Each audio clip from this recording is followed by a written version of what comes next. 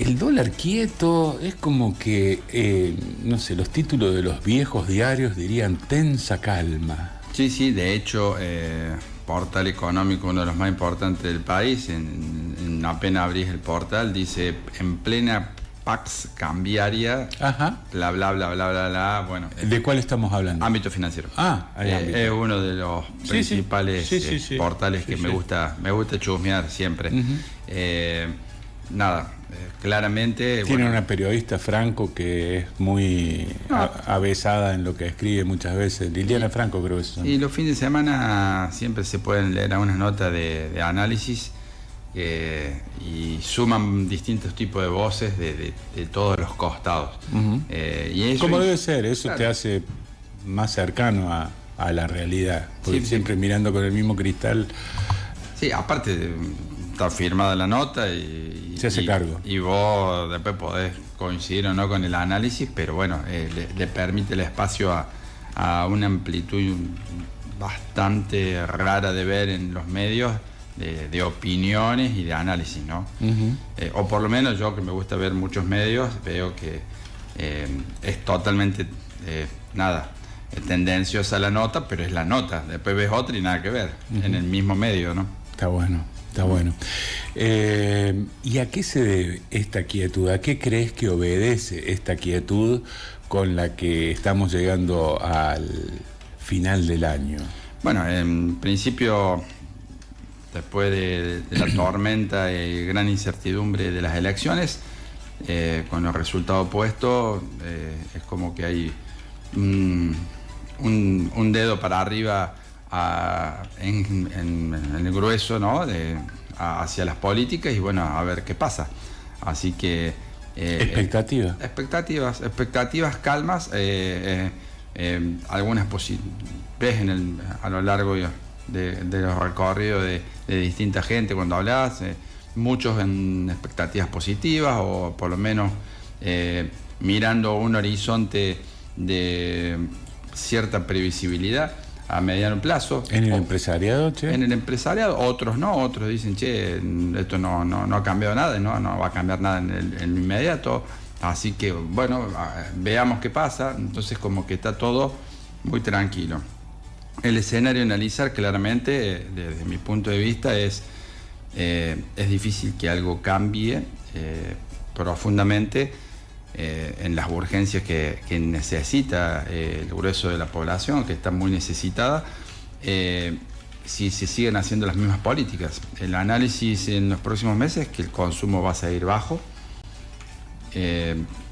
y que puede empezar a traccionar alguno que otro sector derivado de mayores exportaciones, derivado de la posibilidad de que empiece a traccionar el sector agrario o algún que otro sector más ligado a la minería o al petróleo, pero eso tracciona para la macro sí, y para algunos sectores puntuales, está claro. Es lo que venimos hablando. Estaba viendo un informe de la Defensoría del Pueblo de la provincia de Córdoba, desde el Estado, por así decirlo.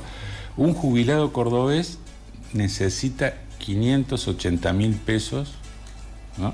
Necesita 580.000 pesos para lo mínimo indispensable, para subsistir. Alimentos, medicamentos y 3 o 4 cosas más, ¿no? Y la jubilación mínima, sumando el bono, agregándole el bono, son 396.000. No, claro. Y 396 necesita 580. Y el defensor del pueblo agrega un párrafo, ¿no? Carlos Galopo dice al final, es cada vez más crítica la situación del jubilado al punto que la mayoría de los adultos mayores necesita de la ayuda de sus familiares.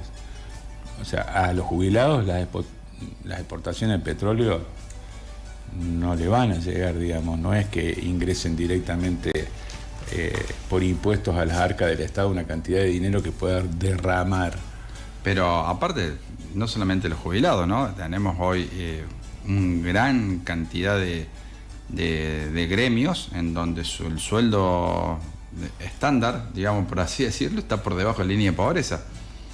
Entonces, veía una encuesta los otros días donde muchísima gente se considera de clase media, por un montón de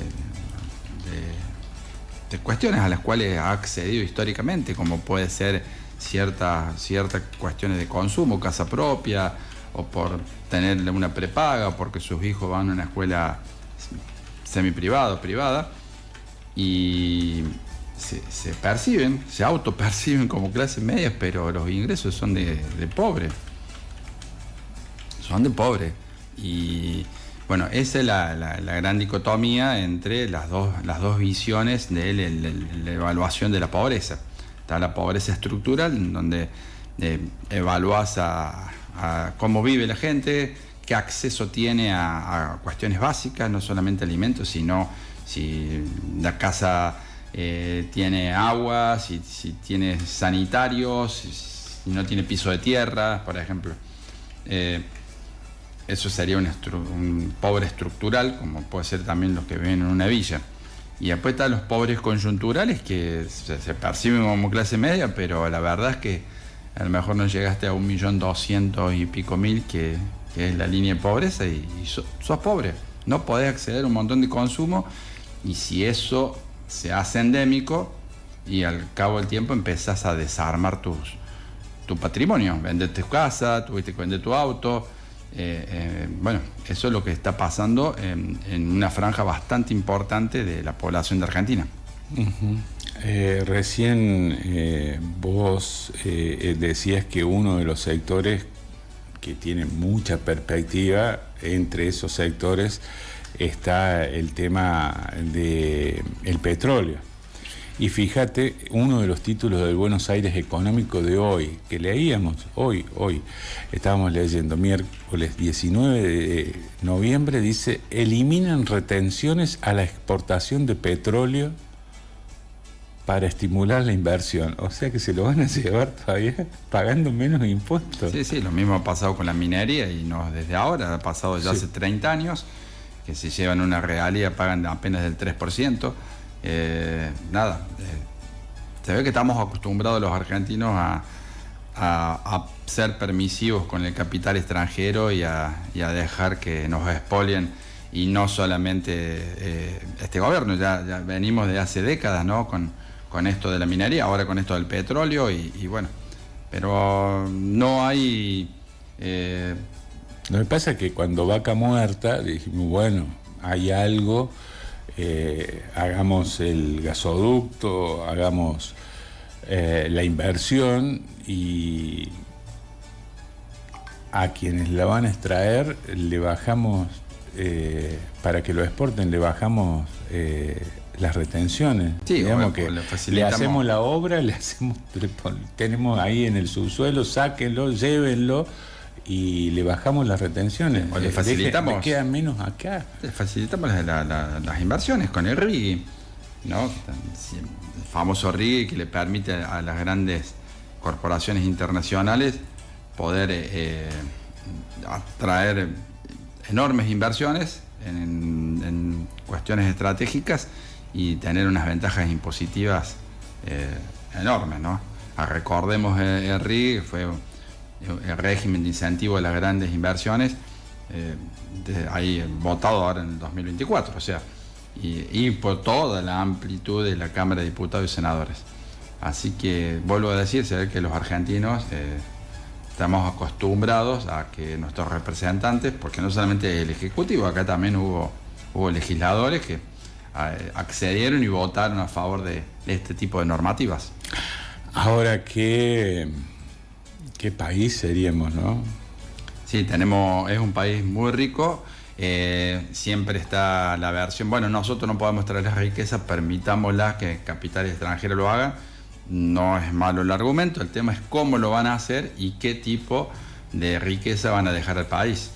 Y luego esa riqueza, cómo se va a distribuir. Todo eso sería muy interesante que entraran en un tapete de discusión y que fuera equitativo y generara desarrollo al país. Educación, ciencia, tecnología, etcétera, etcétera, etcétera. Apoyo a la industria, o sea, industrializar realmente. Catamarca es enorme. Parezco Frondizi. En Catamarca una enorme cantidad de denuncias por contaminación de ríos. Y entonces decís, bueno, están permitiendo de alguna manera la extracción de minerales, donde los grandes beneficiados son los propios capitales, dejan poca riqueza a la región, la suficiente como para conformar a los 2 o 3 que les toca, que son las universidades de Catamarca, de Tucumán, la gobernación, y al pueblo no le queda nada. Y dentro de 20 o 30 años se van a ir cuando ya se acabe la explotación minera, dejando solamente pobreza y contaminación, digamos. Con mi familia pudimos leer en las paredes la leyenda: podemos vivir sin oro, no podemos vivir sin agua. Pintado por la gente a esa que vos decís que la ve pasar los camiones cargados, pero no cae ni una piedrita. Bueno, es la historia de Argentina, se repite. Ya lo escribió Galeano con su pluma fantástica, no solamente en Argentina, sino en toda las venas abiertas. Claro, toda América Latina. Es una historia repetida. Y lamentablemente no podemos aprender de nuestro pasado, o no sabemos cómo aprovechar digamos las lecciones que nos deja la historia. Un par de títulos que quería compartirte. La ciudad de Buenos Aires colocó deuda por $600 millones al 7,8%. Y se está pensando ya la ciudad colocó deuda, también dice el cronista, al 7, y abre el camino para que Nación vuelva al mercado en 2026. Bueno, ahí lo que está claramente marcando es que ha bajado la tasa de interés, por lo menos para la colocación de deuda de una parte del Estado, y ya se está vislumbrando una baja de interés para los meses próximos. Por eso te digo que hay cierta perspectiva positiva, al menos en algún sector del empresariado, porque bajaría la tasa de interés, la inflación mayorista también ha bajado en el último mes, la última medición, al 1,1%. Es de esperarse que en los próximos meses la inflación tan alta, del 2,3% de la última medición del INDEC, del índice de precios al consumidor, a lo mejor tenga también una leve tendencia a la baja en los próximos meses. Todo eso hace que me cueste, no llegue, pero bueno, por lo menos no es tan alta la inflación, que es a priori una de las preocupaciones importantes que ha tenido la población para sostener, votar este cambio y después sostenerlo. Vuelvo a repetir, podemos tener bastantes dificultades para hacer previsiones y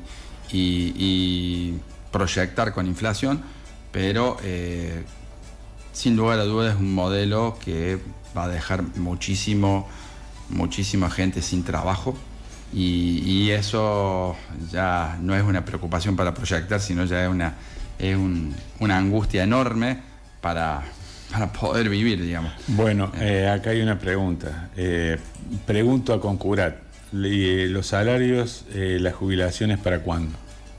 Sí, claramente somos los trabajadores, los jubilados, son los postergados de este modelo. No cabe la menor duda es algo que no hace falta mucho análisis, no hace falta hacer, ¿cómo se llama? Premio Nobel de Economía para detectar eso. Uno hace un barrido y se da cuenta que la atracción de la economía no pasa por el consumo de la población, y si no pasa por el consumo de la población, quiere decir que la población tiene menos acceso al consumo, menos calidad de vida. En general, habrá algún empresario, habrá alguien de un sector particular que no tiene ninguna dificultad porque justo está en un sector beneficiado de este modelo. Pero el grueso de la población, como jubilados y asalariados, realmente están sufriendo. Y algunos, no sé, basta caminar por algunos lugares de la ciudad, los negocios que bajan la persiana. Sí, el comercio es uno de los grandes perdedores de este modelo. Y encima barrido por una tendencia de cambio de consumo y de cultura, de la forma de consumir, que hoy están todo enfocado en las redes sociales. Entonces por ahí se puede confundir un poco, bueno, adáptense porque tienen que adaptarse a las nuevas tendencias, pero también hay una baja de consumo. O sea, y no lo digo yo, lo están diciendo las estadísticas, ¿no? Entonces, ante dos cachetadas, una por la baja de consumo, otra por los cambios de patrones culturales del acceso tecnológico, bueno, a uno no te habrás adaptado, pero al otro te está pegando de lleno, digamos. ¿Algún dato que haya visto de los últimos No, en su notebook que siempre está dictando? El dato más importante a resaltar, que recordemos que la semana pasada vino el martes y la inflación fue publicada por el INDEC al otro día, bueno, 2,3% en septiembre, en octubre. Recordemos que la inflación de este mes va a ser difundido en noviembre por el INDEC, o sea, siempre tenemos unos 15 días de rezago. Este 2,3% supera al 2,1% de los 2 meses anteriores, de septiembre y agosto. Claramente una inflación en alza. Cerramos el año con alrededor de un 30% de inflación. Estamos arriba, el 31,8% de inflación en los últimos 12 meses. Y bueno, a lo mejor noviembre y diciembre puede llegar a bajar un poquito, pero seguramente vamos a tener una inflación superior al 30% anual en este 2025. Una inflación que compite mano a mano con los últimos 8 años de Argentina. No es que ha bajado, pues, digamos, es la misma inflación, un poco más, un poco menos de distinto. Bueno, el último año de Macri, 2019, se fue con el 60%. Sí, claramente. Hubo picos en la época de Alberto Fernández, después bajó, después volvió a subir. Bueno, digamos, no es una inflación baja del 30%, pero en términos relativos un poco más baja que antes, entonces pareciera que la cosa viene bien. Pero claramente es 2,3% en un mes, es alto, y veremos qué pasa en los meses siguientes. Una cosa a resaltar dentro del informe del INDEC es que la canasta básica aumentó un poco más que ese 2,3%. Así que, ¿qué quiere decir? Que lo que es alimentos ha subido en promedio a lo largo y ancho de todo el territorio argentino un poquito más que ese 2,3%, y bueno, obviamente que repercute en algo más duro, ¿no? Siempre le recordamos a la gente que se le viene exigiendo al INDEC que empiece a medir en base a cuestiones más actuales, que es un índice que tiene muchos años y que incluye, por ejemplo, la telefonía fija, que no aumenta porque nadie tiene telefonía fija. Entonces ahí capaz que da el 0, pero hay otra cosa que a lo mejor subió. Sí, claramente cada tantos años se revé toda la mecánica y se actualiza en base a las nuevas tendencias y patrones culturales. Se prevé hacerlo ahora a final de año, así que probablemente el año que viene ya tendremos un índice, entre comillas, modernizado. Más cercano a la realidad. Pero, volviendo al dato que te daba antes, acá lo encontré, esto está en la hoja número 8, son 19 páginas. Encontramos que alimentos y bebidas aumentó, digamos, la zona pampeana un 7,23%, ¿no? Y en el noroeste un 8,64%, digamos, claramente muy por encima del 2,3% del índice de precios. Alfredo, un gusto poder charlar en términos llanos, sencillos, comprensibles para todos los que no estamos así imbuidos absolutamente en la economía, para sacarle datos a nuestra audiencia. Así es que, bueno, un placer siempre que nos puedas acompañar un día a la semana para clarificarnos en esa área. Sí, vamos a ver si en otra semana preparamos algo a nivel local, regional. Ajá. A ver si traemos algunos datos como para, Dale, con eso poder hacer un análisis. ¿Cómo no? Se agradece. No, a ustedes, como siempre.